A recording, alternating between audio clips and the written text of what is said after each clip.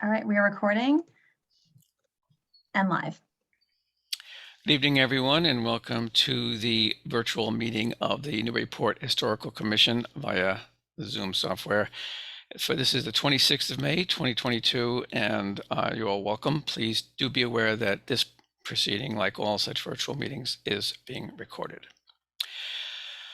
The only commissioners, as per the typical Zoom protocol, I'm sorry if this is getting repetitive, but anyway, the commissioners will have audio enabled. One member of the public at a time, and also applicants will have their audio enabled when it's their turn to speak. If there is a public hearing, I suspect there will be at least one tonight. And if you wish to make a public comment, first of all, it'll be during a opened public comment period, and you must raise your hand using the various controls in the Zoom software to do that. If you're on a telephone, you use *9 to raise, and then it toggles raise or lower your hand, *9, *6 to mute and unmute yourself.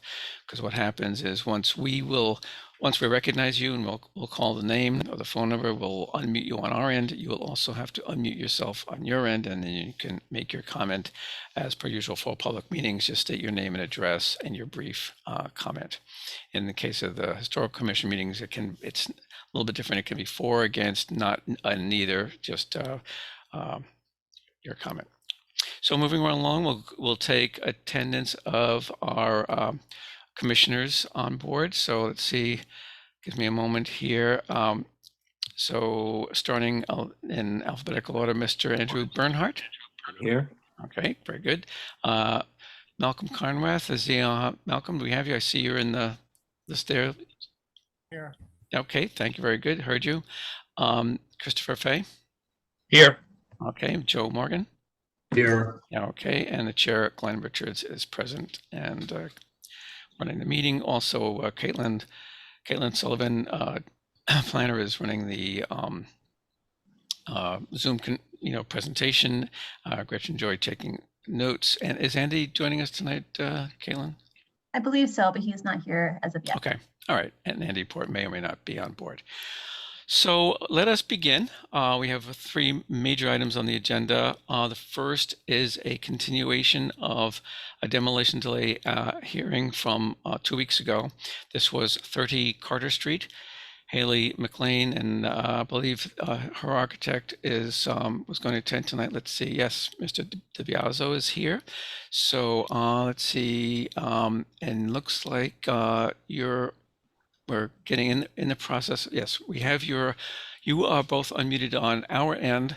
So let me just summarize where we are, and then we'll open, you can, I'll invite you to give us any updates since we last got together. So anyway, so 2 weeks ago, the commission did vote that the structure is historically significant and, quote, considered for preservation. So that means that we go on to a public hearing as to whether it's preferably preserved or not. So that vote has not yet been taken. We kind of got interrupted 2 weeks ago, so we'll try to finish this up tonight if possible. In the meantime, I met with the applicant and the architect last Saturday morning, and for a site visit, and we took a look at the premises, and we discussed some of the various plans, mainly around, there were some questions that had been brought up in the meeting 2 weeks ago about the placement of windows on the south elevation, I believe it is, and where is it? One of those side elevations, north or south, and there's also some questions about why the dormers were so asymmetrical. There was was probably the most contentious thing, and actually that was the biggest question in my mind. So Mr. DiBiaso did a good job of explaining some of the reasoning or what was driving that particular architecture. Okay, so without further ado, either Haley or Al, would you like to update or add anything that you'd like to since last meeting I think there was some, hopefully the commission had a chance to see your most recently updated plans. I did see you called out some materials on that. The only thing I didn't see, and maybe you can tell me where this is if it's there, is these the specifics as to the windows. I see, for example, in the upper left here of what we're looking at on the Zoom meeting, east elevation, the windows have like A or B and so on, but I didn't see, you've got materials called out for the trim and clapboards and so on, but I didn't see any kind of specs for the windows. So maybe you can address that. There is a window schedule on one of the other sheets which shows the sizes and composition, but if I'm hearing you correctly, I believe the question you're asking is the same one you asked last Saturday, whether they're going to be wood windows or PVC windows. Is that correct? Well, the question I'm specifically asking really is just what are the specs? What not are they a specific composition? The commission has not traditionally required wood replacement windows. Of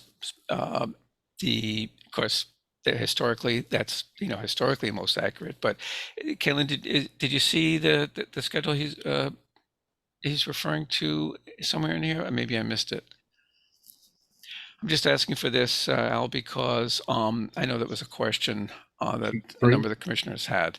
And I know Haley asked, do we require, how specific are those specifications? So the answer to that is that you don't have to give us a specific brand necessarily, because given what we know about supply chain disruptions and so on, sometimes you have to make adjustments. But basically the basic type of window, whether it's, okay, here we go. So you have the light pattern, you have double hung, rough opening. So are these, we want to know if they're simulated divided lights. I assume they are. Yes. Okay, and is there some sort of applied muntins to the outside of the glass, like on the interior and exterior? Yes, the simulated divided light would have muntins on outside, inside, and between the glass to look the most accurate. Okay, great. That answers my question.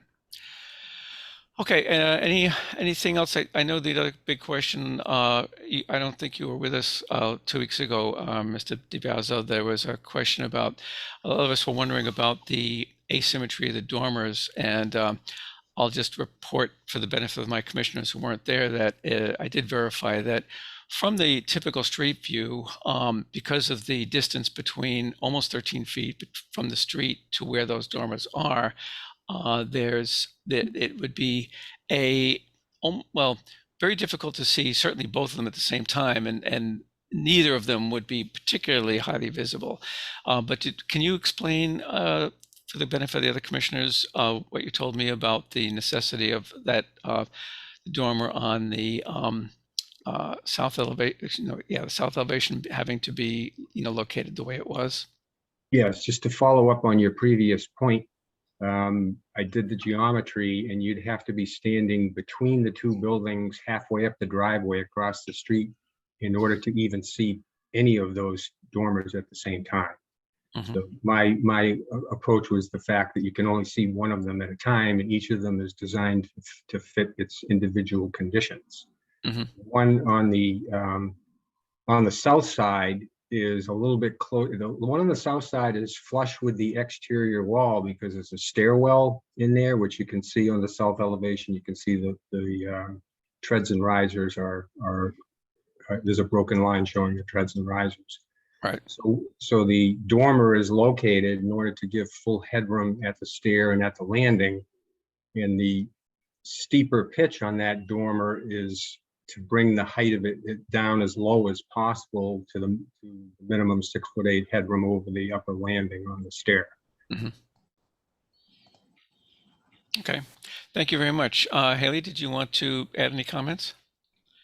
I would like to show the photos from the street, if that's helpful, so that people can understand exactly how it looks from the street as you're passing by. And I uploaded a fair amount of photos to the portal, and Caitlin is just in the other attachment section. I don't know what it looks like on your end, but I have a few videos that I've added, as well as several photos from standing on the street, walking by it on the same side as in the street on the opposite side of the street, so decently far away, and then backed far up into the neighbor's driveway, which would be an unnatural viewpoint from any normal pedestrian. Okay, Caitlin, are you able to show any of those photos? Hopefully the commissioners were able to see those photos. I don't have those all individually, but I do have the photos that were submitted last time. Oh, okay. I don't think those are particularly helpful though, because these are the back. So, I mean, there's like, let's see, there's even notes on them. So I did take the time to make sure I showed relevant photos. It's down, if you go to like just where you upload things, it just says add attachment. Yeah, I did see those. Yeah, I think that those are all included in the commissioner's packet. So hopefully they've had a chance to look at those. For tonight, I have these photos and your revised elevations to show on the screen. Okay. Yeah, and I did take a look at those. Haley, thank you for doing that. In fact, there was a first for me was having someone upload a short little movie. Anyway, so thank you for doing that. So let me go around the commissioners here. So this is again the where we are is to weigh in with the commissioners on this plan to see if well, actually, before we take one step back. We've reviewed your plans for demo and rebuild. So I'm going to go around the commission to get any comments they want to do before we vote on a motion as to whether it's preferably preserved. Okay, so in no particular order, let's see. Joe, any thoughts or comments from you?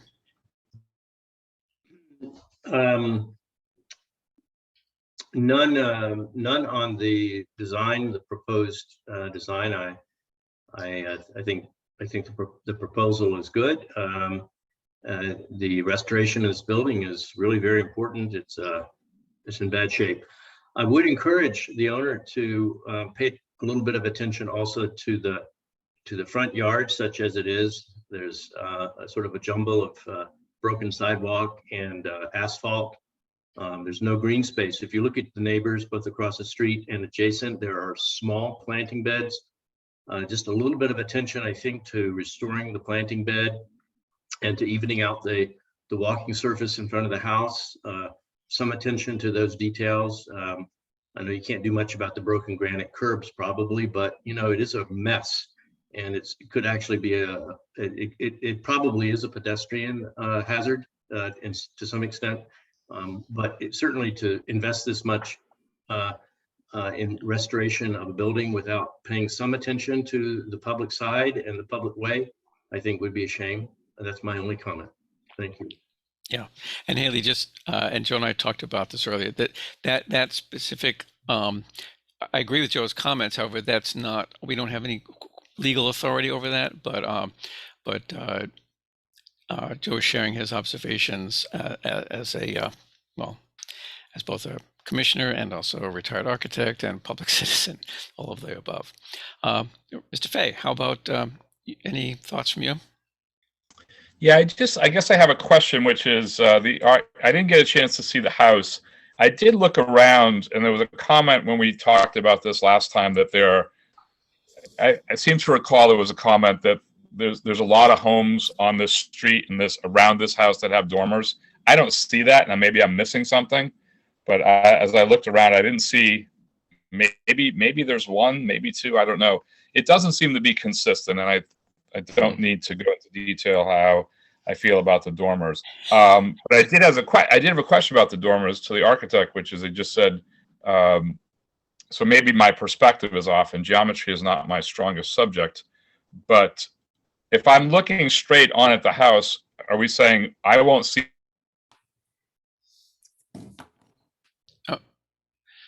It's doing it again. Chris, we lost your audio. He got frozen again. I see his video is frozen. I don't know if you can hear me, Chris. We lost you if you're Answer that question. Oh, okay. Chris, you got frozen up there again. The last thing we heard was if you're looking at the house. if you're looking straight at the house, if I'm standing right in front of the house, let's say across the street, I don't see those dormers, or did I misunderstand the comment? You can stand on the sidewalk across the street and not see both of them at the same time. Okay, but I can see, and if I move a little to the left or a little to the right, I'm going to see the dormers, right? Yes. One or the other of them, yeah. Yes. Okay. Yeah. So this is a tough one for me, because I felt like if we were able to have this conversation, I know that the house is an old house. I understand it's in rough shape. I understand it's not been kept up. I don't like the dormers. I can't be any plainer than that on any house like this. But I don't think it's a great house, I guess. Mm-hmm. I'm not sure, about what a great example it is of this style of home. So I'm kind of torn, to be honest with you. That's my comment. But the dormers, like, we're moving around, we're moving our heads. We see a dormer, we don't see a dormer. That's really irrelevant to me as a commission member. Because as I said before, like, the house has gone all these whatever number of years without dormers, and now all of a sudden we need dormers everywhere in Newburyport. So thank you. Okay. All right, thanks, Chris. We get you loud and clear. Andrew, Bernard, how about any thoughts from you? I'm actually fine with the adjustments if it's true that you really can't see the dormers. So. Okay, thanks, Andrew. Yeah. Malcolm, I want to unmute yourself and make a comment on this. Yeah, is this considered a Greek revival? Is that what this is? Side hall Italianate is what I think it was officially listed at. It's basically, those of you, let me back up a little bit. I attended a very good presentation sponsored by the Preservation Trust on the mill history in Newburyport. And this neighborhood is very much in the vicinity of I believe it's the Ocean Mill up there on Monroe Street, quite a large mill. And a lot of this period, post-Civil War, pre-20th century, there was a period of steam mill development, shall we say, where there was a lot going on there, and a lot of these houses, as Chris pointed out, and has been said by a couple people, they're not mansions, they're not fancy, they're not big. There were a few larger ones that you can spot that were probably boarding houses. There were basically modest dwellings built for families of people typically working in those mills, and so this house, its main significance really is as a representative of that history and that era. As has been pointed out, it's not as if it was a museum quality architectural gem. It's really more a representation of what was very typical in this not oldest but older section of the city. I don't know. Does that answer your question, Malcolm? Yeah, I just I'm like Chris. I'm not really a fan of dormers. I don't like them. I think they changed the look of them. They've lasted for 150 or 200 years without them. Now they're necessary because we need more living space. I really don't like them. So that's right. Okay, let's see, did I hear one? Okay, and all right, thanks, Malcolm. I'll add my comments. That's just that, well, first I should say that, remind everyone, including my fellow commissioners, that it's not so much a question of what we personally like or don't like. It's a question of what do the standards have to say about this. And to that, in that respect, I think that whether or not we're personally fans of dormers, it is true that we do want to look at whether dormers are historically appropriate to a particular vintage of structure and so on. I think my feelings are a lot like others have expressed. I think that I've thought a lot about this one, and I think that where I came down finally was that as part of if I look at the overall project in terms of the improvements to the fenestration, the improvements to the siding material, the improvements, and other improvements to the property overall. I think that was one of the reasons, a lot of the abutters were in favor. The fact that these dormers are, considering what we've been asked to approve or look at in the past, they're actually pretty small. And I love the fact, or at least appreciate the fact rather, that they're set so far back from the street, so they're not highly visible.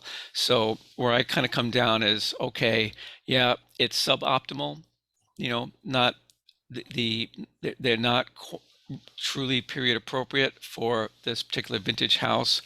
However, on the side of wanting to maintain the overall form of the house, its proportions, its size, and its place in that neighborhood, so I don't think it's gonna be a major disruption to the streetscape or the neighborhood. So that's kind of where I ended up coming down on it. So thank you all, though, for your thoughtful comments. So we need to take a vote as to whether the structure is preferably preserved. And just so that everyone's clear on what this means or doesn't mean, if we vote that it's preferably preserved, that imposes the 1-year demolition delay, and we can then talk about whether we want to approve the plans to lift the delay or not. But this vote is simply to whether it's preferably preserved. If we vote it's not, then the applicant is, it's not preferably preserved, so they can do, the place can either be demolished or they can execute these plans as they see fit. But unless it's preferably preserved, we don't have any control at all. So would someone care to make a motion that the structure is significant and preferably preserved? So moved. That sounded like Malcolm, right? Yes. Okay, thanks, Malcolm. Is there a second? Yes, this is Joe. Okay, I second. Okay, thank you, Joe. So on that motion, in alphabetical order again, Andrew Bernhardt, your vote? Yes. Okay, thank you. Malcolm? Yes. Okay, Chris Fay? Yes. Thank you. Joe Morgan? No.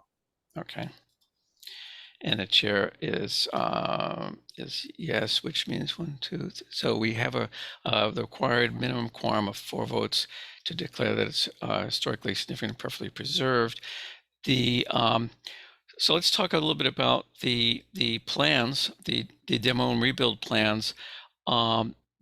We've kind of already commented as to how we feel about the plans really already. Does anyone have, if nothing has anything further to add to what they've already said, we can hear a motion as to, the motion would be to approve the plans as presented. And so a yes vote would lift the demo delay and allow the applicant to proceed. A no vote would impose a demo delay for a year, during which time we could meet with the applicant could return with any modifications, based on, whatever. So that would, to be determined. Someone prepared to move that the plans be approved?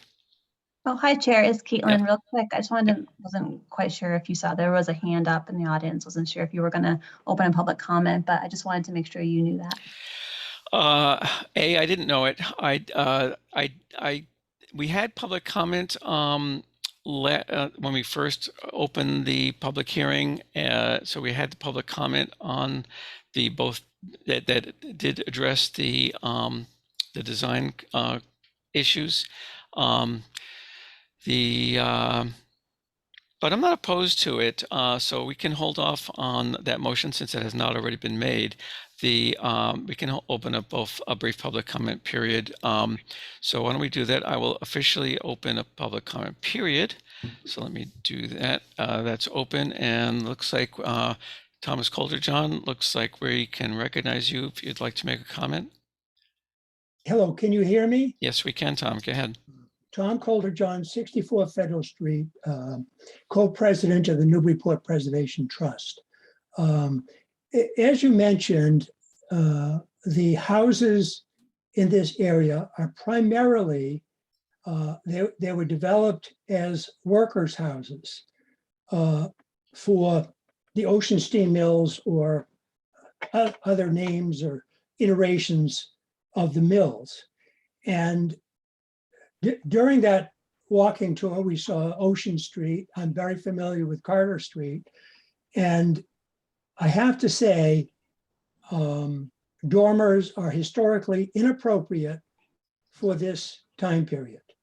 When you look at Carter Street, you do not see a ton of, you see very few dormers, thankfully. I would hate to see dormers spread in these, this historic workers neighborhood. It's just disturbing that we're sort of overlooking the, I guess, historical nature of this building. They weren't on these houses.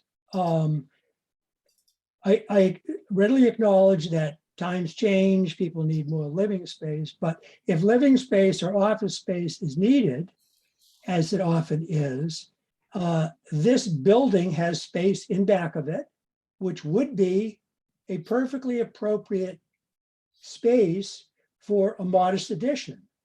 Nobody would see it for the, except for very, very close neighbors. It would give the owner an opportunity to get additional living space, and it wouldn't muck up the historic nature of this property. So I'm just very disappointed if we vote and go ahead with the dormers. So thank you for listening. I understand from the last meeting that the hearing was continued, and that's why I'm here tonight.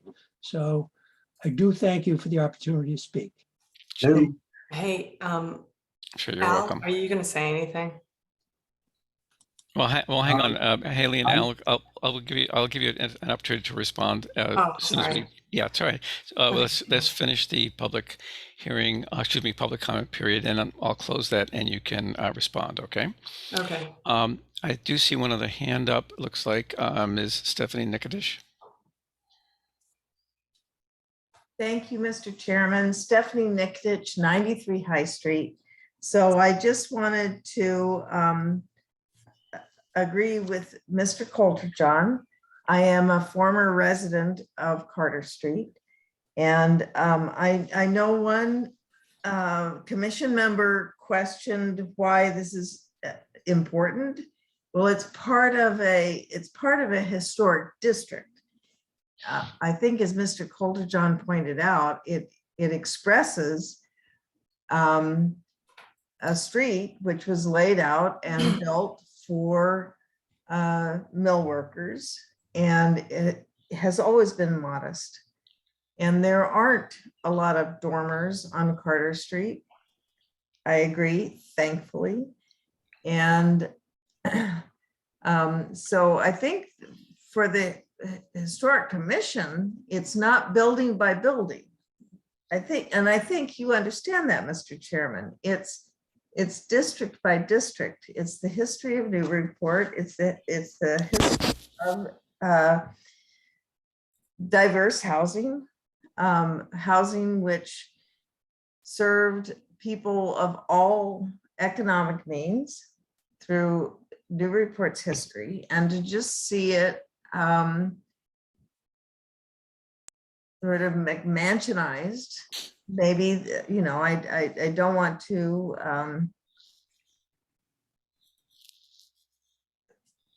be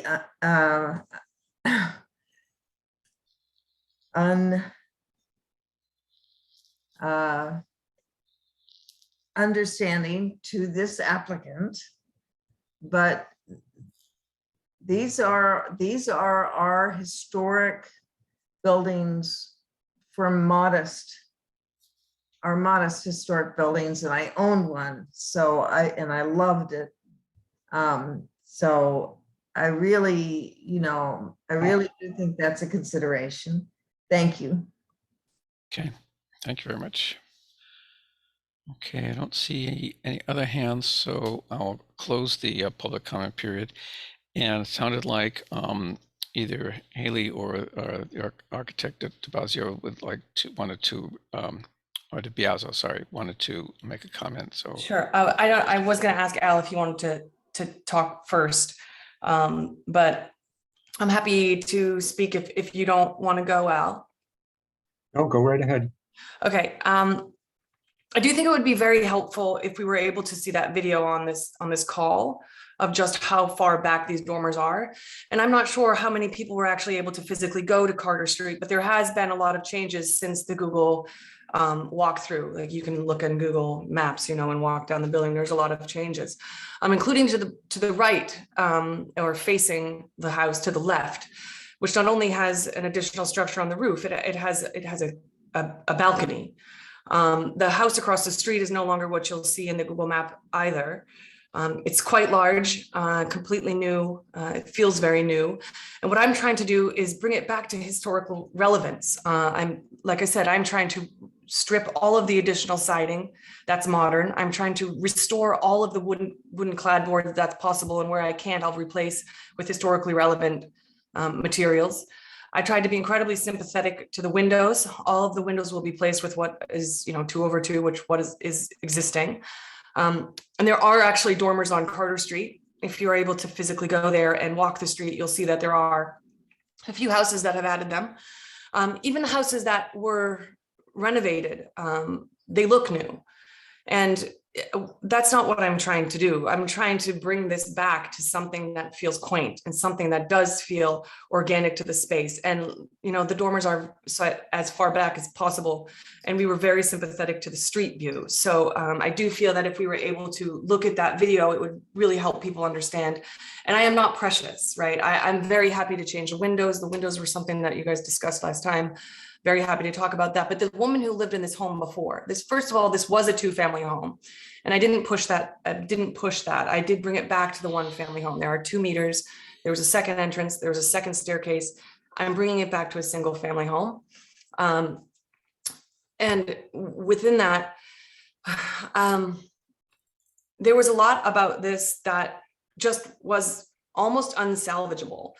So to be perfectly honest, it did feel like we could just take this house down. And between the team that we appointed for this project, we're not doing that. And I'm a 36-year-old woman who's from the area. I want to do this right. I want to keep this as a house that I could potentially live in long term. And I'm not trying to make any enemies, but I am trying to live in the house. And right now, the kitchen is like a jumbled up mess of random appliances that are just placed. The subfloor is so bouncy that 2 people can't stand comfortably next to each other in any area. There is no washer and dryer. You can't stand and put your arms out in any of the showers. So I completely understand not wanting to bastardize this house, this street. You can see there's the balcony. So if you do physically go, you'll see that there have been alterations and things have passed, and that's clearly not historically relevant. So what we're trying to do is really be sympathetic and clean the street up.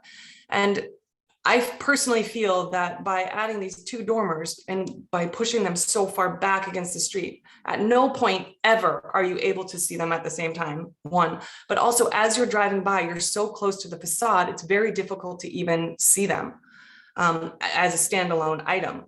So now if we do a year demo delay, the house will just look like this for the next year, whereas I'm trying to make this beautiful and restore as much as I can.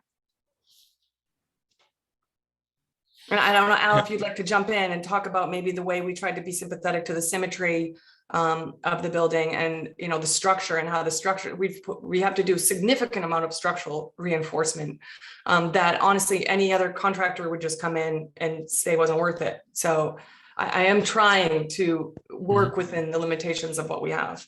yeah. Thank you, Haley, and thank you for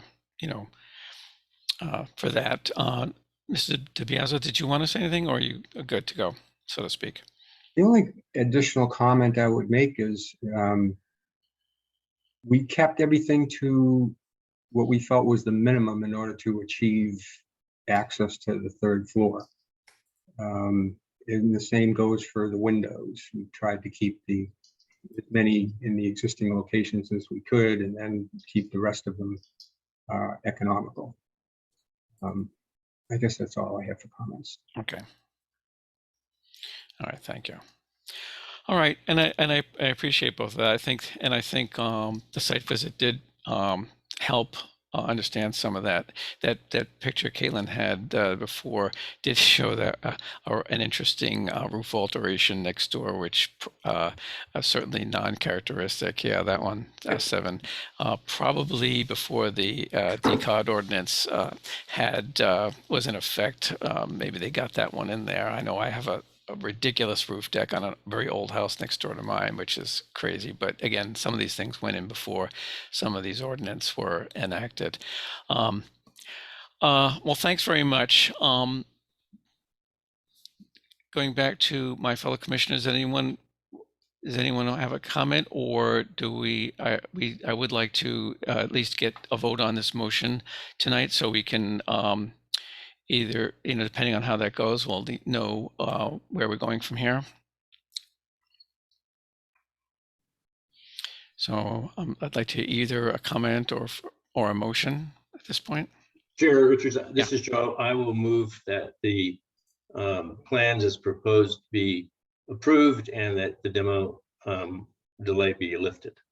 Okay, thank you, Mr. Morgan. Is there a second? I second, Andrew. Okay, thank you, Andrew. Okay, so let's go around. Andrew, your vote on that? Yes. Okay. Malcolm Carnwath? No. Okay, no. Chris Fay? I'm going to be a no. Okay. Joe Morgan? Yes. Okay. The chair is also a yes, but it looks like the motion still fails because we need 4 affirmative votes to approve a motion. So what I believe we should do for the benefit of the applicant is, well, first I'll explain what that means, and secondly, the 2 no votes, I'm going to assume based on your comments, that's Chris and Malcolm, that the main objection is pretty much along the lines of what you've already commented on, and some of the public comment from that we heard, that objecting to the inappropriate nature of the dormers. Would that be correct? Yes. Yeah. Okay, thanks. So to the applicant, so the demo, the 1-year demo delay period, the clock starts ticking, so to speak. So if you went to get a permit tomorrow, you couldn't. However, this doesn't mean the house has to sit like it is for a year. I don't think any of the commissioners want to have that result either, and I'm sure you don't. So what typically happens is you and Mr. DiBiaso will take a look to see if there is an alternative that can be to do the dormers that will enable you to do what you need to do with the interior space, get access to the 3rd level that you want to achieve, without disrupting the roof line, and come back with that, and we can take a vote on that. It sounds like that's really the only real objection is the dormer construction. All right. So that is our result for tonight. Do you I know it's a kind of a new process for you, Haley. Did you have any? Are you clear on what to do next, or because I want to move on to the next item on the agenda? I think I'm clear, yes. Okay. All right. Thanks very much, and thanks for your patience. Hey, Glenn, I had a question for the architect. Yeah. I was just wondering if this is a post and beam, or if it's a balloon frame building. It's a combination. It's a building that was originally 1.5 stories, and then the rear portion that extends out on the driveway side was added to the building all the way across the back. The back part is balloon frame. The front part is a combination of it's not timber frame, but it's pre stick frame. In other words, it's full dimensional, like 2x4s. But they're all scabbed together because the building was changed so many times over the years that there needs to be a significant amount of structural reinforcing in order to salvage the building. The cost of salvaging this building is significant. I just want to reinforce Haley's comment that she's going through a lot of effort to save it. If I might also comment about the third floor, I worked very hard to find a number of different ways to access the third floor. The only way to get a stair to the third floor without dormers is to put it right smack in the middle of the building. But if you do that, there's no headroom to get around the stair to get to the other side. So it's physically impossible to get a code stair into that attic and still be able to use the entire third floor. So we compromised by saying, all right, we'll use dormers, but we'll make them as small as we possibly can. And that's how it evolved. Yep. All right. Thank you, Al. Appreciate that. And well, not sure what else to say. So it sounds like, just to clarify what you were saying about the framing, sounds like it's not a true timber frame, but the 2x4 construction, but back in the early days when they were actually 2 inches by 4 inches and they weren't necessarily standard 16 inches apart and all of that. No, they're 24 inches, and the same with the floor joists. The floor joists are just 2x6s. And actually in the back part where it's balloon frame, they're only 1x6s. So the entire frame is very flimsy and very undersized and very close to being needing demolition. Yeah. Okay. Actually, on that, may I ask a question about, so in the demo delay, if we go back through this and we realize that the cost of doing all of this renovation without the use of the third floor just doesn't make sense. And I come back and I say, actually, I want to demo this whole house and start over. Does that still require what does that require? Well, as I understand it, after the 1 year delay is up, you could do that. What the ordinance calls for is to try to find that you're supposed to try to find a buyer who is willing to take it off your hands and not demolish it. But if you've made an effort to do that and no one has come forward to do that, then, and the 1 year is up, then yeah, the house could literally be demolished. I know, Okay, I see what- Andy Port's, the city planner is on the call. If I'm wrong about that, or maybe Caitlin can. Yeah, correct me. Glenn, I'm sorry, I had to step away from a moment. Could you just repeat the question? The question was, Haley was asking, the applicant was asking about, possibility of demolition, and I explained of demolishing the whole house if it's not practical to get any to the third floor, and so the cost of doing everything is just doesn't seem worth it. And I said that after the expiration of the 1 year delay, during which time you're supposed to see if you can find a buyer who's willing to save the place, then a demolition could happen. Is that correct? That's correct. However, there is a window for action. So it's I believe it's 6 months. The applicant would want to take action within that time frame rather than perhaps having to come back to the commission. Oh, right. Yes. Yes, that's correct. So what Andy is referring to there, Haley, is that if you want to do that, there's a 6 month window after the 1 year's expired. You've got 6 months to actually do something. And if nothing happens during that 6 months, then it's like nothing ever happened. And if there's some future plan, depending on what it was, if it triggers a review, then you'd have to come back for review. If it's something that doesn't require a review because of, there's no roof line change or whatever, then, but then this hearing becomes more or less moot. Okay, so if I decide, I'm not sure who to address this question to, but let's just say Al and I go back and, we've already done 6 or 7 renditions of this to try to make you know, to make it as tiny as possible back there on these dormers. But let's just say we can't figure out a new way of doing it. I sell it to, I don't know, someone.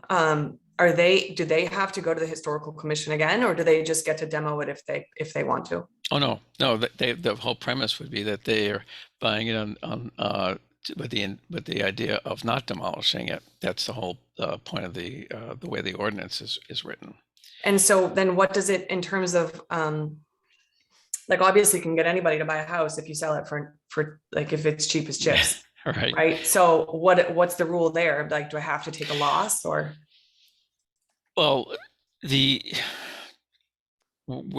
economic side of that is, that's that's not dictated by any ordinance or anything else. That's strictly, what someone's willing to what you're willing to sell it for and what someone's willing to buy it for. Again, the way the ordinance is written, since it was voted that it's preferably preserved, that means we want to try to see the house preserved. So if you feel that it's not worth your investment to do it, everything needs to be done to preserve it, then the idea is to find someone who, is willing. Maybe they don't need the third floor, so maybe they can, do the fixing up without having to have a roof line change and all of that. So I'm not sure if I'm effectively answering your question or not, but I'm trying my best. Yeah, no, I mean, I guess you should just, you mentioned that you have to like put the effort in to sell the house. So I just wanted to know. That's what the ordinance calls for. Yeah. You're supposed the verbiage is something like make a bona fide effort to find a buyer who's willing to not demolish the house. Okay. Understood. Because I mean, obviously, I just didn't I don't want to go in and say somebody's got to pay me $1 million for this house and then look like, no one's going to do that. Right. So, I didn't know if there was like a specific number. Oh, no, that the ordinance doesn't address any of that economic side of it at all. Okay. All right. Thank you, Haley. Thank you. Okay. The second demolition delay hearing is 29-31.5 Purchase Street. Let's see. I believe we have an attendee from Mead Tellerman and Costa. That would be Ben Taylor.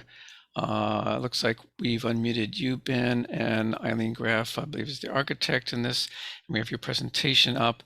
So this is the applicant seeking to create a non-exempt dormer at the rear. So somewhat similar maybe, but anyway, let's find out who would like to speak for the applicant on this one. Hi, good evening, Chair. This is Ben Taylor, Mead Tellerman, Costa, 30 Green Street for the record. As you mentioned, tonight I'm covering for attorney Lisa Mead, and as you already mentioned too, with me is Eileen Graff, Graff Architects. On behalf of the owner and applicant, Elaine Fernley, who's been the longtime owner and occupant of this property since 1989. So, just as you mentioned, we'll go forward with the presentation. So just to hop into the historical overview, based on the available records, there's some variance between when this structure was thought to have been constructed. So the assessor records have 1927, where the district data sheets have it as 1980. We think the range is actually between 1914 and 1924. We'll see that in a moment with the historical maps. Unfortunately, there wasn't a Form B available, so there weren't any more breadcrumbs to be found from that. It is listed as contributory in the district data sheets. It describes it as a side hall mid-Victorian style. And as I mentioned in the 1924 assessor map, that's when what appears to be the structure can first be seen. As well as there's an existing dormer on the rear elevation. So I'm just trying to find when that may have been constructed. so I went through and saw what was available for the existing, permits as of record, and couldn't find it, but the ones that I did find were listed here. Wood stove. Actually, the front entryway isn't original. There's a rear deck that you'll see in the photos, as well as a few other changes. There also appears to have been an addition to the left side of the structure, and also an addition to the rear left of a covered porch. So when you see the original, or what we think is the original footprint, and then the footprint of the existing conditions now, you'll see that it has expanded. So if you go to the next slide, please, Caitlin. Yeah, so this is just going through the historical map. So this is the 1888 Sanborn Map. And actually, I just was notified by the client that this structure, unfortunately, had burnt down. So you'll see up until the 1924 assessor map, this was the primary structure on the property. I believe it was a two-family larger home than what's currently there. So we go to the next slide, please. Again, so a little bit of a bump out on the rear there, but not too much changing. So go to the next slide, Caitlin. Yep, again, this is basically identical 6 years later in 1900. Next slide, please. Again, not much going on yet. 1906.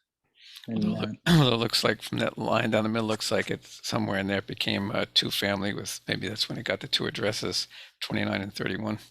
yeah, some of the old deeds actually mention a split house. So yeah, definitely at some point that came into it. But anyhow, next slide, please, Caitlin.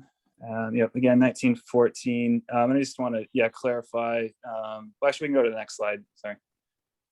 Yeah, so going to 1924 again. You can see the house that we've circled.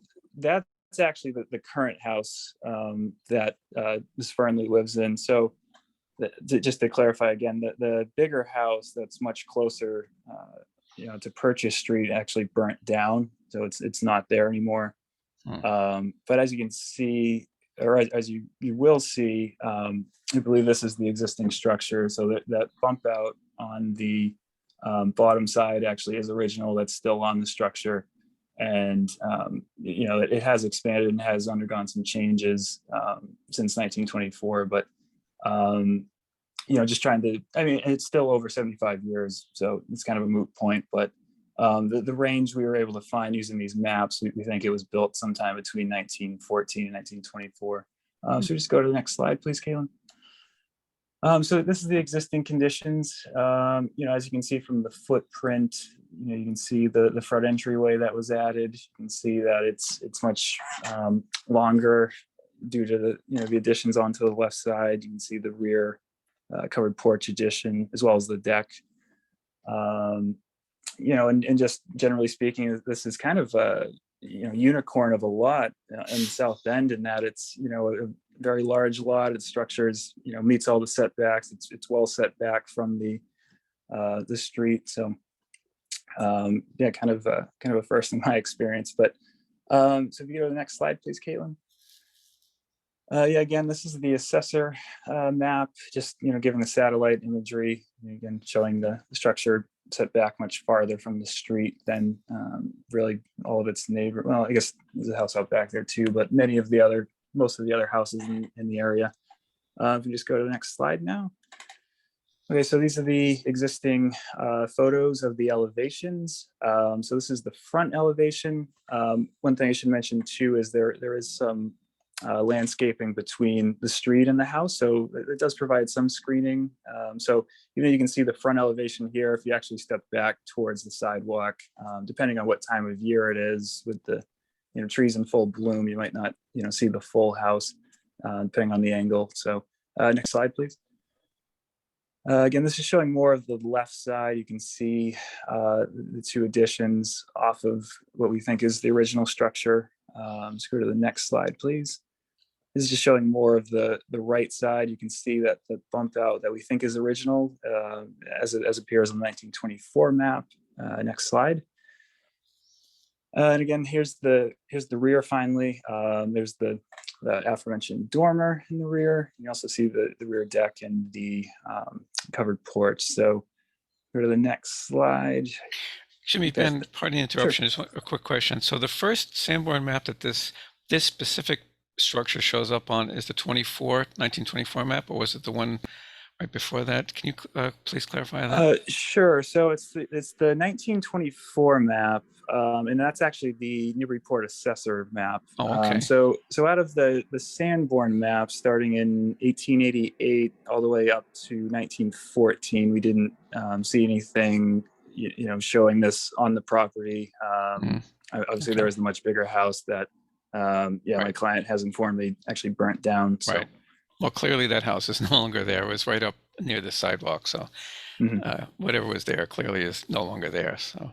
Yeah. And actually with that, I'm happy to turn it back over to you, Chair, for the first part of this application. So. Yep. Which as per usual is the discussion as when consideration as to whether it's historically significant and considered for preservation. So again, it's sort of a three-way decision. The board can assess it to be or decide that it's either not historically significant, or it's historically significant but not considered for preservation, or it's historically significant and considered for preservation. Would any of my fellow board members have a question or comment before, or if not, someone is also free to make a motion to that question.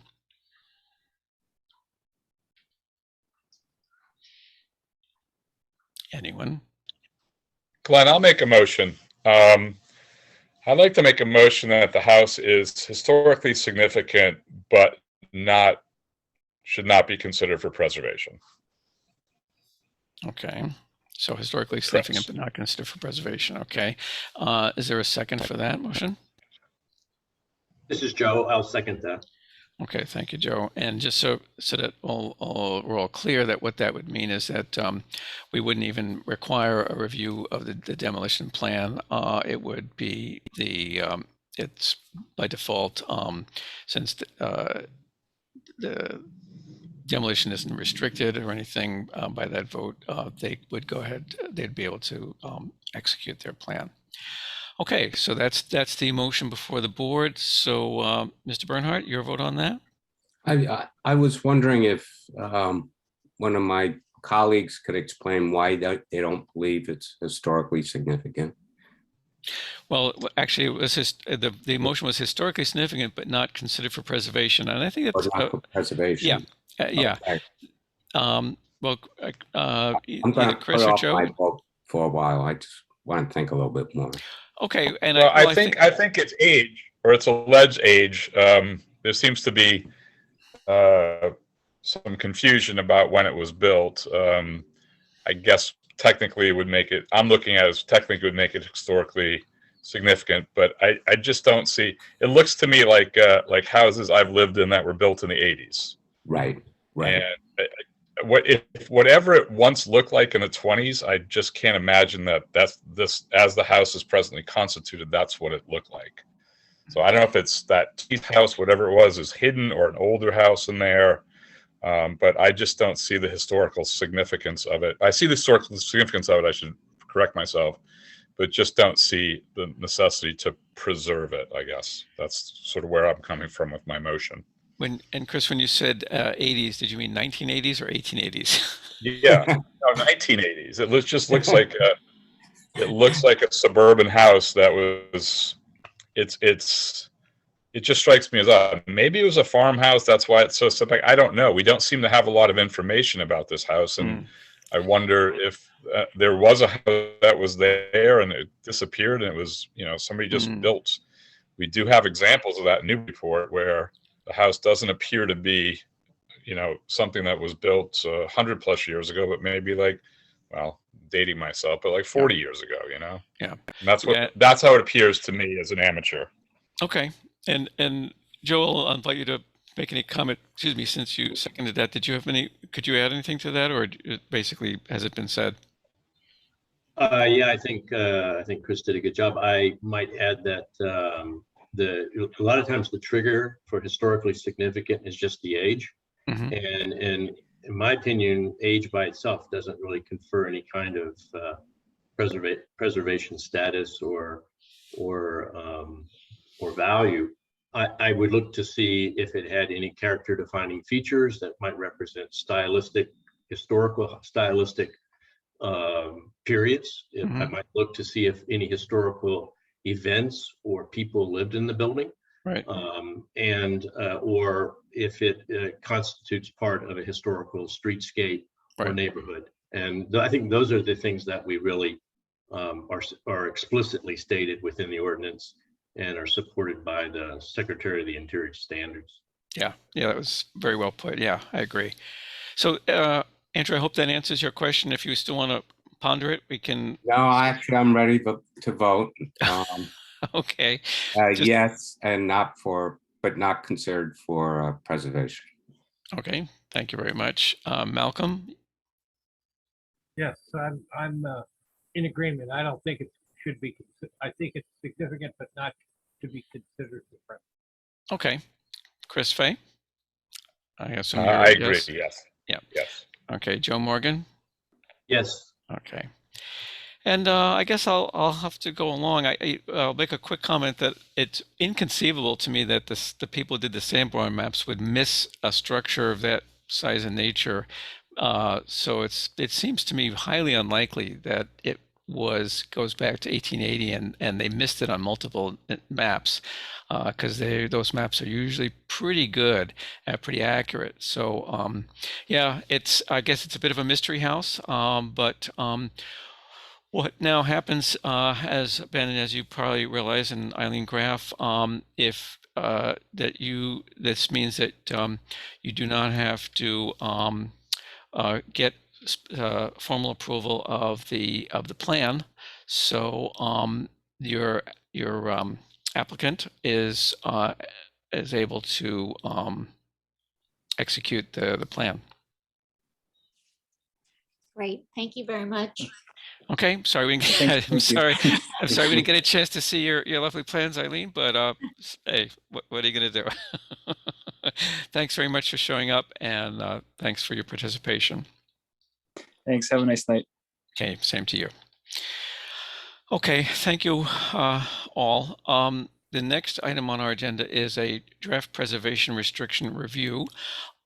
This is one we've been going through now, and this is on Merrimack Street. Was it 344? I'm thinking, yeah, 344 Merrimack Street. You recall discussing this with Mr. Nick Cracknell, and we had a site visit a couple of weeks back, actually about a month ago now, after which the applicant, the architect, or the various people came together. Mr. Cracknell took apparently very good notes on what the preservation requirements would be for this. 2 weeks ago, we reviewed his revised his revised preservation plan, and we approved that plan. Looked good, looked like he captured all the concerns that the commission had and so on. So what, if I'm, correct me if I'm wrong when you speak, Mr. Cracknell, but my understanding is that those, and from what I've seen, based on my review of the plan, and I think Caitlin has also reviewed it, that you have done a good job of incorporating those into the preservation restriction, so that, and this question came up 2 weeks ago, so I think it's worth repeating about this. Each preservation restriction, as its name implies, it's there to preserve a structure, and part of the description of this, there's a description of the structure as it is, and photographs and so on. That's called the baseline documentation that shows what it is you're preserving. In this case, as often does happen, there's incorporated into the preservation restrictions that are pre-approved and pre-agreed to changes, mainly restoration, improvements, repairs, and so on, that are to be incorporated as part of what the baseline structure is to be preserved. In other words, if today there's a broken window, for example, and we want to have a preservation restriction that preserves the building in correct condition, we might incorporate the repair of that into the preservation restriction. So now the preservation restriction automatically includes these restoration plan improvements as basically part of the baseline. So let's see, are you able to speak, Mr. Cracknell? Let's take a look. Yes, trucking is permitted for you. What can you add to what I've already said? Boy, not a lot, Glenn. That's really a good summary. We've made 3 changes, I think. Can you guys hear me? Yep, we can hear you just fine. Okay. So the 3 changes we said we were going to put in the PR before we came back here tonight are: 1, we removed those inserted words from the owner's attorney that had significantly in there. They've been scrubbed from the PR, I think, as requested by at least a couple of members, if not everybody. So those words should have been deleted in the version you're looking at. That's number 1. Number 2, we added into the PR, not just in the restoration plan, but in the first, I think it's 10 or 11 pages that have the preservation restriction spelled out. We added in that the entire chimney would be included, not just the exterior elements of the building. So kind of belt and suspenders. It's the restoration of that chimney and the protections in the restoration plan, which is now designated as Exhibit D, which is what we voted on at the last meeting. And we've referenced that at the front of the document in the PR. And then the third and last change that I can recall is we inserted, as you said, the restoration plan. That was number 3. So I would just end by saying, I think this was a really good process, and the site walk was really illuminating for us, not just you folks. And I want to let you know that, Kate and Andy were really helpful in the planning department. I know we're not done here, but I just want to say it before I forget.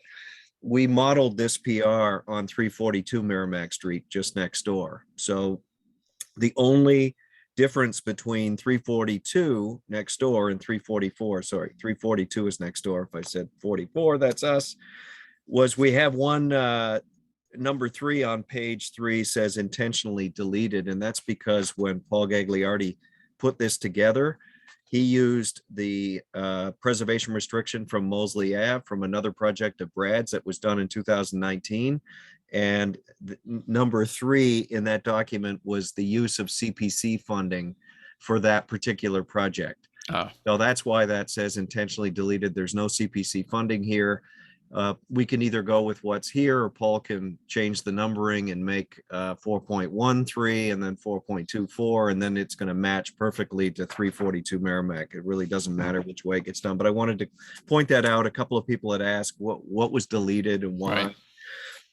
The last thing I'll say is your collective concerns that were expressed at the site visit, and the planning board certainly picked up on it either through word of mouth or they were aware of it, was making sure that we have a committed time schedule for completion of these restoration items. Mm-hmm. And you guys certainly brought that up at the site and brought it up at the meeting 2 weeks ago. So what we've tentatively agreed to at the planning board, we opened the public hearing last Thursday. We went through the project, took public comment. I think they closed the hearing, but they may reopen it. They want to obviously incorporate and wait for the Historic Commission to approve the final draft before they consider approving the special permit for the 6C. But our tentative agreement on that side is to have a stipulation on the planning board approval that would say all these restoration items that are expressed in Exhibit D will be completed at the time an occupancy permit, prior to issuance of an occupancy permit for the new structure. Or if for some reason we're not quite ready or finished with the restoration plan when the occupancy permit's requested, the applicant's going to be required to post surety so the city can have adequate leverage to make sure this doesn't dribble on for a few years without being completed. So that's where we again tentatively landed, that's what we're proposing, and I think it's reasonable for Brad, because Brad is intending to do the restoration of the Levy Car House, but he does not have a contract right now. He has a contract to build a new house.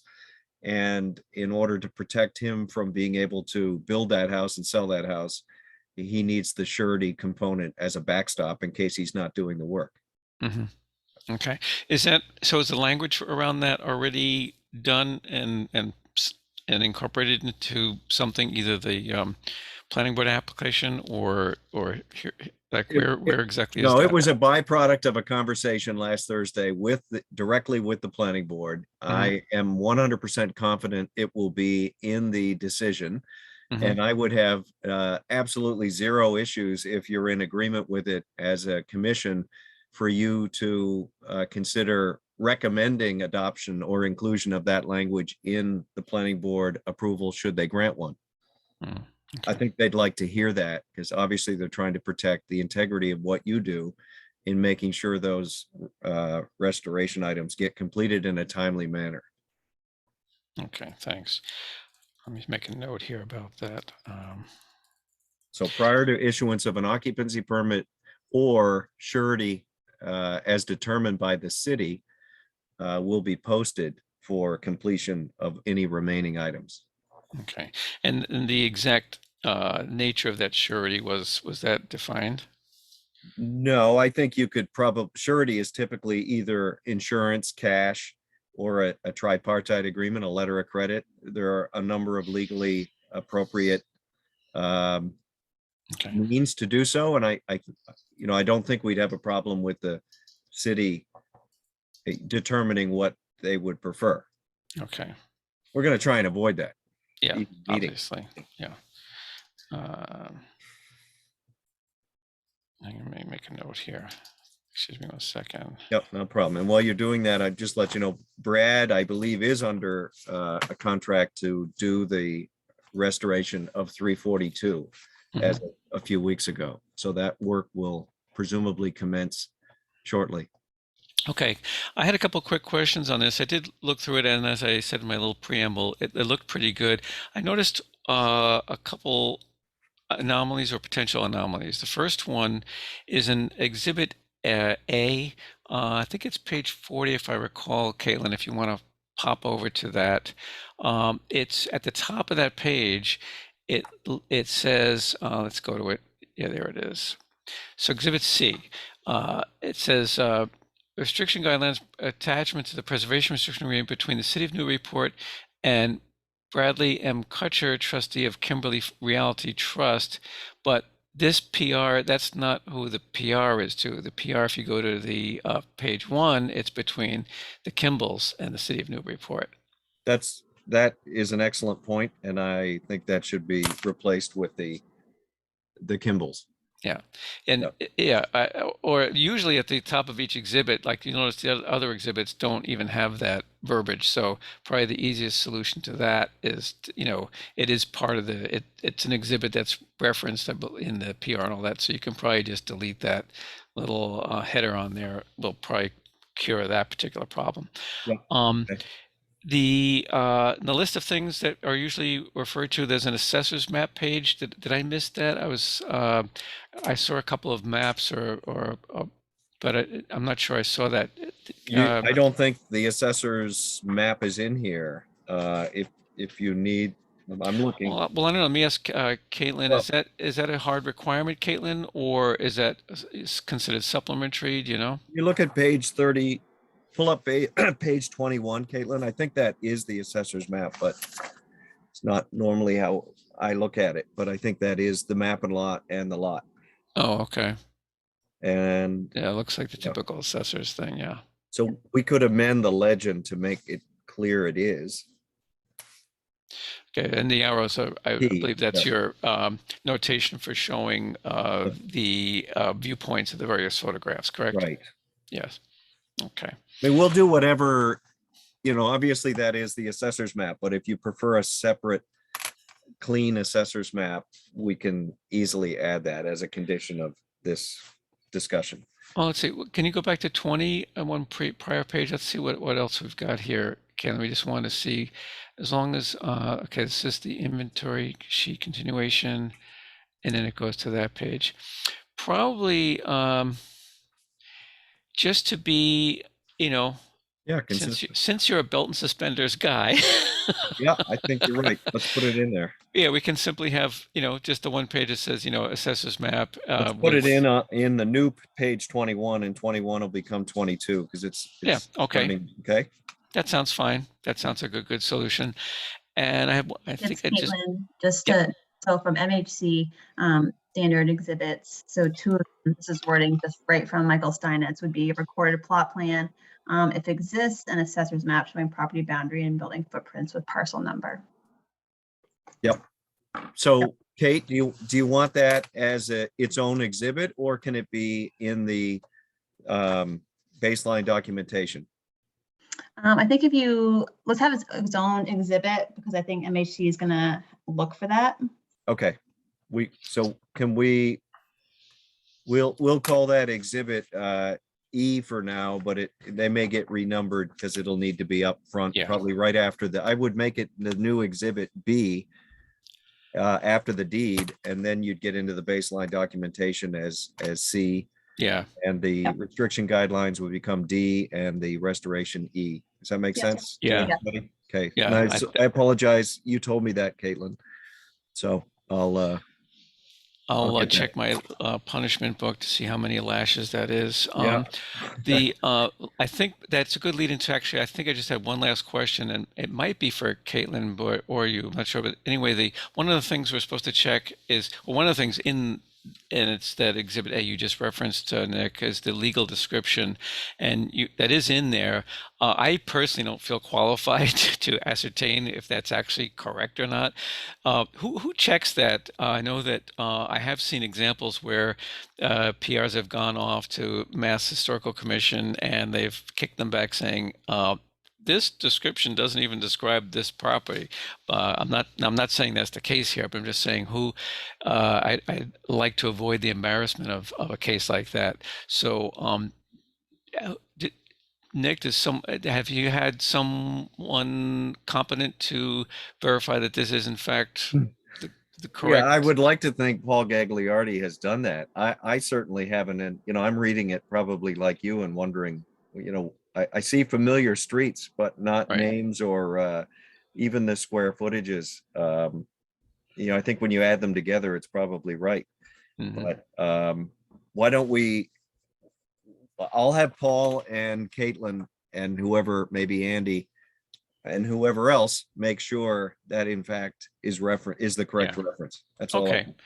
And I think those are the only questions I had. Let me turn over to my fellow commissioners here.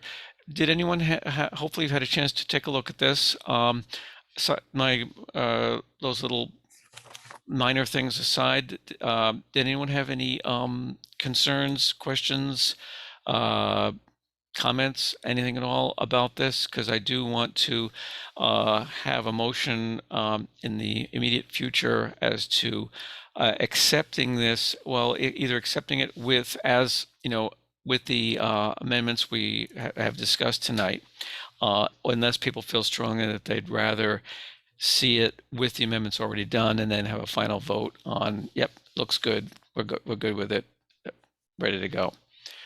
Any thoughts on that from, Joe Morgan, I see your hand. Yeah, I had a couple of comments on the PR document, the verbiage, the legalese. Right. So Nick had offered to change the numbering of the paragraphs. I think I would be in favor of that, because I intentionally deleted. It makes you wonder, well, what was deleted? And I'm comparing this document against the 342 document. So I would rather see it reverted to paragraphs 3 and 4 for the two grantors covenants topics, I believe, if that's okay. I think the reason why I think it's important to do that, to maintain continuity, is we're continually using these as templates for the next one. And I think that if we make small changes like that, it just confuses us the next time we look at the document. So that would be my first one. And then I'm looking at 4.1 paragraph. There was a couple of sentences added at the end. Grantor's covenant herein shall be limited to funds reasonably available. Period, I believe, is the intent. And then new sentence, therefore, should the parties disagree as to the need of maintenance or the availability of funds, the matter may be submitted by either party for arbitration pursuant to the Massachusetts arbitration statute then in effect. Now, I have not seen that language before, and I don't even think I can even respond to that. I don't know what that means. I don't know what it implies. So I would be just the presence of that subparagraph would make me either vote no or abstain on this. So please, we need to correct whatever that means. And if it's correct, then maybe the city's attorney should say something. I don't know. Then in the 342 document, there was a paragraph number 29, and I don't know why this doesn't have paragraph 29, but that paragraph 29 on 342 said it was a subordination of prior liens. Grantor represents and warrants to grantee that the property is not subject to any mortgages, liens, or leases prior to in right to this restriction. Now they go on to say, other than the following, if there are no mortgages, liens, or leases on 344, then I think it should also state that in paragraph 29 in the PR that we're reviewing for 344. Does that, because it seems like this is boilerplate that has a purpose, and I don't know why we would remove it. Grantor agrees not to enter into or permit other mortgages, liens, or leases affecting the property prior in right to this restriction. In other words, I believe this restriction supersedes any other type of financial or commercial agreement that might take place down the line. So I don't know why we wouldn't maintain paragraph 29 here. Yeah, excellent catch on both of those, Joe. I'm sorry, that first one, let's go to the first comment you made about the Grantor's covenant here and, the reasonable funds thing. I think there was, I remember discussion with the applicant, or mainly, mainly through Mr. Cracknell here, about there was discussion of availability of funds to do like in the context of how much of the windows could be replaced. The commitment was to do the Merrimack Street facade, Union Place facade, and I think the language in the restoration plan was, the owner may, I believe was the word, may replace other windows with that same type of window, presumably as budgetary whatever allows. But if that, maybe, so let's take these one at a time. Could Nick, if you're familiar with that particular, let me take a stab at it, Glenn. Again, this is a good conversation. First of all, the first comment, who was the previous speaker? That was Joe Morgan. Joe, yeah. Good job, Joe. The first comment of Joe's was to change the numbering system. We'll obviously do that. We talked about it. That's the easy one. The second one, with that respect to that last paragraph, I'm toggling back and forth here between 342 and what I think Paul used initially in putting this PR together, which was the Mosley Ave project. I'll try and give you an address. You guys, it was in 2019, because I think that's where that comes from, and I think we should just delete it. I'm looking for the dang address of that with Brad on Mosley. Hang on, just to put it in the record where we're referring to here. Boy, it shouldn't be this hard to find the address.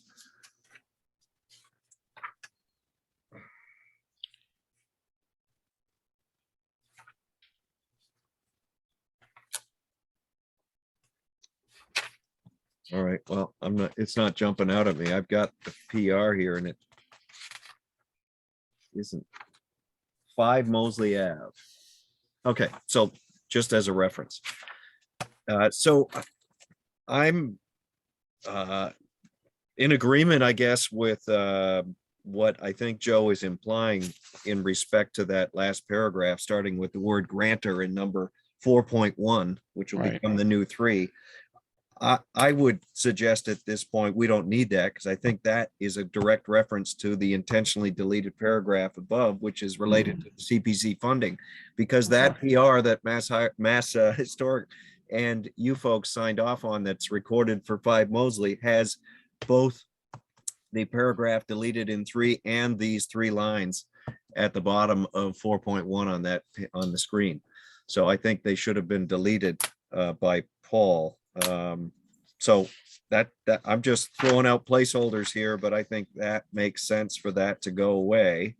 And in Yeah, that would respect be to good. number, So just so we're clear, that paragraph that begins grantor's covenant herein Yep. shall be limited, that's about 2/3 of the way down page Yep. 3. That we're talking about that paragraph, correct? that whole sentence being Yeah. deleted, yes. Yeah. Yeah. Yep, Well, yep. 2 sentences, but yeah. Yep. All right. We're in agreement. Yep. Okay. And then I the last- and I think that would fix that one, deleting that paragraph. Yep. And on Joe's I think his last comment about 29, it's funny, I let off saying, I've got them both side by side and I missed 29 that it's missing. I see it now that I flipped over the page. I don't see any reason why we shouldn't add that back in for all the reasons Joe said. And, Okay. if my client or the Kimballs or their attorney, this may be an instance of their attorney reviewing Paul's work. And yeah, I don't know why it's not there, but if you guys feel it needs to be there, which I'm in agreement, you've got a template, it's there, let's put it in, and we would be willing to come back if I'm wrong and there's some legitimate reason why it shouldn't be there. I would put it all in there, referring obviously to this property, just as described in 242, but it would be referenced to 344. Okay. Yeah, I think, all right. Well, that's great. And Joe, my hat's off to you for catching those. Those are all really good and important catches. So that will be given these changes, I'm a little uncomfortable saying to have a vote to approve it with changes discussed. I think it would be, unless there's some really compelling reason to do that. So is there such a compelling reason, or can we come back at our next meeting with all these corrections and any others we discover in the next few minutes, all done, so we can have a nice clean copy that's ready for sign off? Just curious, when is your next meeting? That would be, one second, open the calendar here. Today is the 26th. The next meeting would be June 9th. Yep, we'll gladly come back on the 9th. Our next planning board meeting, I believe, is the 16th. Okay. So that All right. works. Why don't we do that then? I think Nick, Yeah, that it's would cleaner. be. Yep. Yeah, it is cleaner. So that's excellent, Joe. Do I have any other similarly sharp-eyed commissioners who've spotted anything? Not seeing any hands or people frantically waving or any of that. So I think we've got them. So I assume you've been taking your usual thorough notes, Nick, so we've got the things, the 3 or 4 items Joe mentioned, that exhibit legal description, where we've got that assessors map page is being added, that exhibit C thing with the Kimberly with the Realty header. Trust, that's all going to be deleted. And yeah, I think that's about it. Caitlin, did you have anything from your review that we have? That's it. It's all been mentioned. I'm taking notes as well. Okay, great, excellent. All right, so you can probably coordinate that with Kimberly. Excuse me, with Caitlin. Caitlin, Yep, as well. Yeah, so look, as I'm speaking, I'm looking at my notes at that Kimberly Realty Trust thing, and so my brain slipped a gear. Okay. Well, all right, thank good. you. So why don't we do that? And thanks for coming back, and thanks for all your due diligence on this. And we'll get this done. And I think we're gradually, by slow degrees, getting better at getting these PRs done and getting them done cleanly and correctly. So that's all for the good. Thank you, Glenn, and I apologize for the little bit of sloppiness on our end. We'll get it cleaned up. Hey, well, it's okay in the sense that, well, it's, you know, your delay, but so it's, you know, doesn't hurt us so much. But anyway, these these can, you know, this is many pages and it's complicated and it's legalese and all that. So it happens. So thanks for your diligence in getting these all fixed quickly. Super. We'll see you on the 9th. Okie doke. That is correct, right, Caitlin? June 9th? Yes, correct. Yep. Okay. Okay. Just a few other items of general business. There was on the official agenda, you probably saw a correspondence. That was from an abutter to the property 93 State Street, the Institution for Savings Bank, from Peter Macklin, or Mackin, sorry. He sent an email. Actually, there was a contact form on the city website. So I believe he sent this, the same thing he sent to us. He sent a very similar, if not identical, thing to the slightly different thing to the mayor, asking the mayor the same question. If this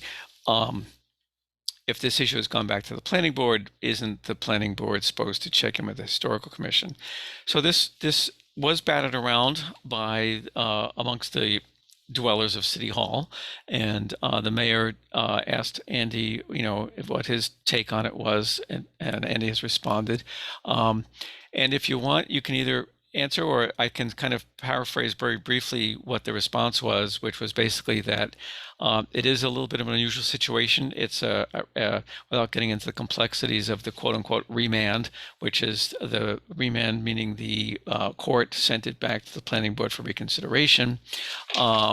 It's not or legally required that the planning board check in for another historical review from the historical commission. However, it is also not prohibited. So Andy, if you're still listening, did you want to add anything to that? Oh, okay. Yes, Chair. Sorry, I just grabbing the screen from Caitlin. Okay. This is actually just for the convenience of board members. I thought I'd just display on the screen with my answer. This is a highlight from the remand order from the court that we received on I think April 28th. And I just highlighted the language that's relevant here, just so you're aware, because we received this question. It's understandable, the question.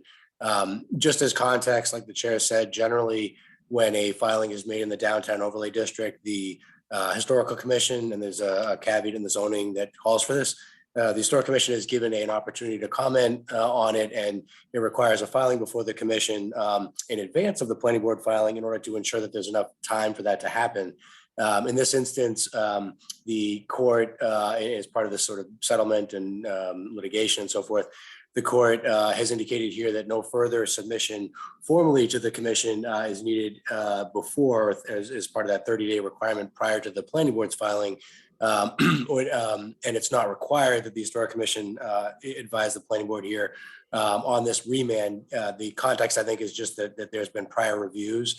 And so I think that the assumption here was this is not an initial filing per se before the board, but rather a continuation, so to speak, of the prior hearing. Like the chair said, that does not mean that the historic commission cannot comment on this application and advise the planning board as it so wishes. It just means that in this remand, it did not become mandatory for that referral to happen as if it was an initial filing. All right, thank you, Andy. So this hearing before the planning board is June 1st, which is right around the corner. So I don't think we really have time to generate a comment as a board. Members, we can certainly, you all can certainly. Well, actually, if I could. Yeah. If I could just interject, and one thing that in that remand order I just showed you, there was an extension on the time frame for the board's filing of a decision in relation to this remand. So the hearing is open on the 1st, but there is a continuation of that hearing that will presumably happen, I think, as well for at least one other date, I would assume, rather than the board making a decision on the 1st. They, I believe, have until the June 24th to file a decision. So given that there may be another continuance of that hearing, it's up to the commission, but you wouldn't necessarily have to submit comments by the 1st. But if you wanted to provide any comments for the board's consideration, you could perhaps do so, if you're able to before whatever that continuation date is. Okay, thanks, Andy. That's helpful.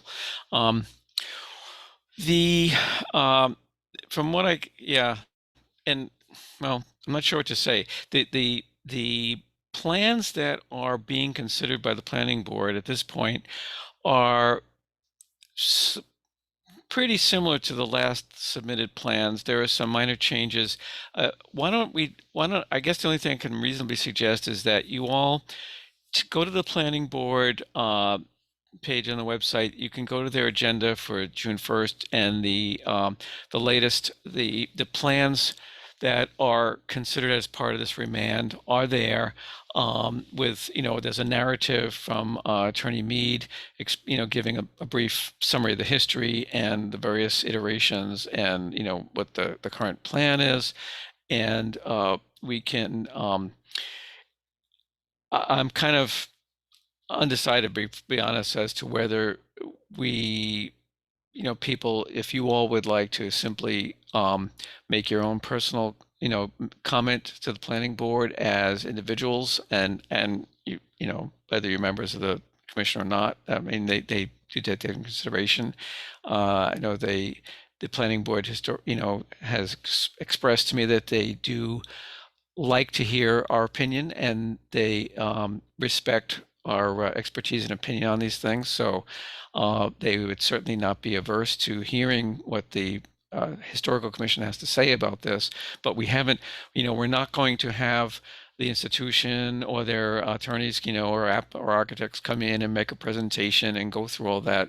That's clearly the from what you just saw from the court orders, that the court is the way I read it, is pretty much not prohibiting it, but is not requiring that at all. So, and I'm sure that they are probably not going to want to do that either, they meaning the institution. So anyway, but it doesn't mean we can't take a look at the thing and, express an opinion one way or the other. I don't think that the plans have changed dramatically. It's now, what time is it? It's 8:37. Do you guys want to think about it? Do anyone want to, have a comment on this whole thing at this point, as to what you think we as a board should or shouldn't do? I know we've, some of you, Andrew is new. I think, Mark Cendrone isn't here tonight, but I don't think he was present for a lot of that hearing, but a lot of you were. I know, Joe, I see your hand just went up. You suffered or experienced, whichever word you choose, the many iterations of this particular application. What are you thinking? Well, like you just said, is this an iteration? Usually we've commented when the design has substantially changed, and you're saying it hasn't really changed. I mean, I don't know what aspects have and have not changed for the previous design that we reviewed. We don't know that, but I mean, if it hasn't changed, then I guess it doesn't trigger technically another review by NHC, right? Yeah, so let me be a little bit more clear on that. I haven't looked at the newest plans in detail, but based on the summary of the changes that were provided by the attorney, I think the most significant change is they made some changes to the footprint along Prospect, or is it, Prospect Street, right? I always get confused between Prospect and Purchase. It's Prospect. Where I think they've actually moved the building closer to the street so that they could take that middle section that was kind of set off and set it back to create a break to that facade, or that what I know through many iterations we commented on that, and others certainly have commented on that appearance of a kind of solid wall along Prospect Street there being very as being one of the reasons for that impression of just an overly intrusive mass there. So they've made changes to that. There was mention of some roofline changes that I'd have to, frankly, I'd have to look at again to see exactly what they've changed. I would certainly encourage all of you, but especially Joe, I know you're very familiar with these plans through the many iterations, but all of you, have looked at these over the years, to take a look at these latest plans. And I don't. The one thing I'll double check on this. The one thing I don't think they've fully addressed, and if I were to make a comment, I would address them, and that's the perception of height relative to historic structure, and that's the thing that I know I personally and most of us have objected to all along. The first floor is an unusual height because of the parking system they've gone with, right? So instead of being a normal height, I don't know, maybe it's normally 12 feet or give or take, it's like 16 or 19, or it's several more feet because of this tiered parking system they want to put in there.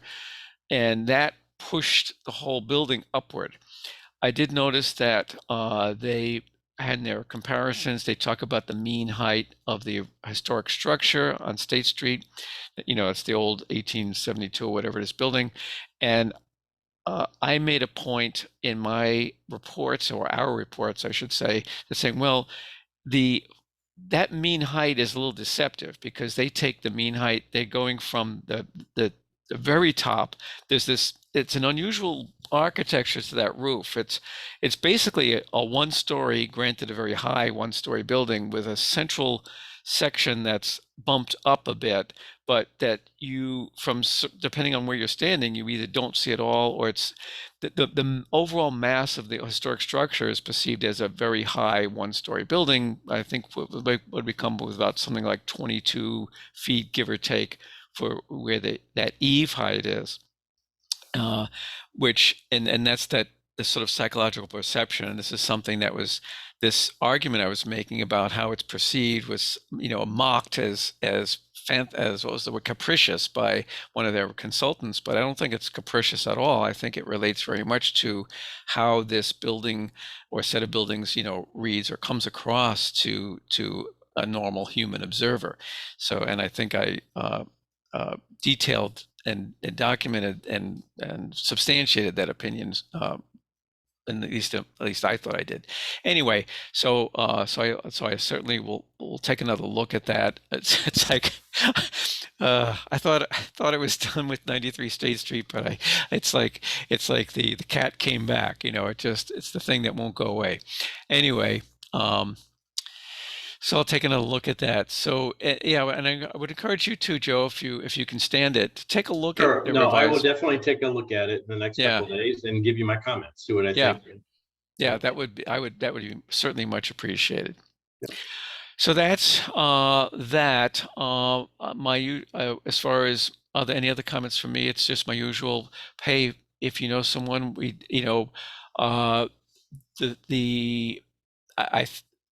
who's to say, we had a vote that failed by one affirmative vote. If we had our full commission going, maybe it would have been different.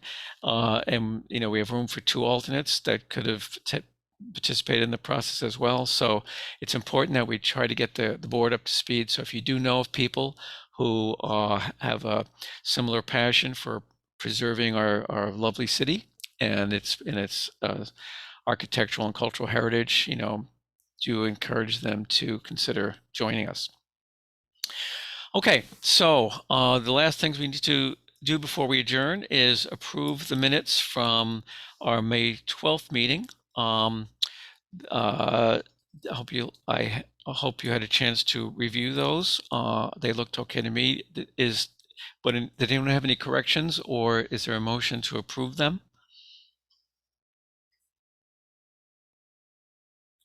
I think you were muted. Andrew, it looked like you were trying to say you did, but I think you're muted. I have a motion to approve the minutes. Okay, thank you. All right, and someone else had something to say there? Oh, no, I had heard my name and I wanted to make sure you were not referring to me as opposed to Andrew. So, yeah. Oh, no, I'm sorry. A Yeah, lot of Andrews with the city water board. Yeah, I'm Andrew. Sorry. Sorry, Andy. Well, we'll call you Andy and Andrew, okay? Because I know you, Andy Port usually does go by Andy, but now Andrew, your preference is Andrew, so you'll be Andrew. Okay, is there a second? I'll second that. This is Chris. Okay, thank you, Chris. Okay, and everyone, I think, voting tonight was here. So, Andrew, your vote? Yes. Okay, Malcolm? Yes. Okay, Chris Fay, you were here. right? Yes. Yeah. Yes. Joe Morgan? Yes. Okay, and the chair is yes, so that those pass. Those minutes are approved. And I think the only thing we have left is a motion to adjourn, unless someone has something they'd like to get off their chest, so to speak. If not, the chair will be happy to hear a motion to adjourn. I move that we adjourn the meeting for tonight. Thank you, Mr. Morgan. Is there a second? I'll second that. It's Chris. Okay, thank you, Mr. Fay. Okay, Mr. Bernhardt? Yes. Okay, Malcolm? Yes. Sounding like an enthusiastic yes. Chris Fay? Yes. Joe Morgan?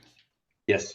And the chair is in concurrence, so we officially close and adjourn tonight's meeting of the Newburyport Historical Commission. Thank you all for your attention, your comments, your thoughtful attention to all these matters, and appreciate it very much, and bid you good night. Right. Good night, everyone. Good night. Thank you, everyone. Take Okay, care. thank you.